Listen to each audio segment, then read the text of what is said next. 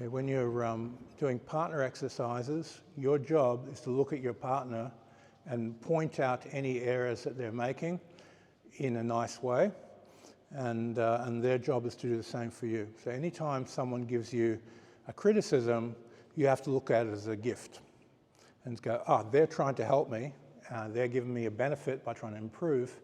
So this thing of right, wrong, good, bad, competitiveness within yourself to be better, you have to eliminate that and just going, you're doing experiments in Qigong to strive towards perfection, and the person who gives you a critique is trying to help you do that. So pull the ego out of it and just listen to whatever they say, look at your body and go, oh, they may or may not be right, listen, try to apply whatever they're saying and see if it's actually going to make you better.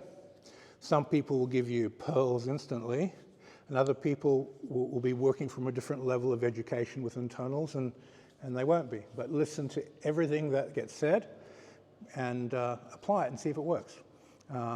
Like a scientist just doing experiments. You're just experimenting, whatever the result is, it's not good, bad, success, failure, it's just a result of an experiment.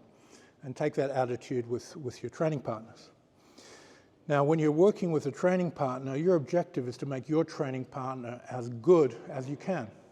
It's not to compete with them. Your job is this person in front of me, I have to give my best to them to make them better. If you do that with every training partner, everybody is energetically and unconsciously elevating everyone else in the room, and your skill rises. You develop very, very quickly. If you're in a space of I'm competing with this person, I want to be the best in the room, there's an unconscious hierarchy of suppression. For me to be better than you, I've got to step on you. And I don't want to step on you, I want to make you better.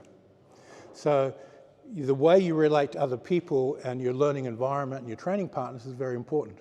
Your job is to make everyone better. And their job is to make everyone better, so everyone's elevating each other. And keep this in mind as we go forward over the coming weeks.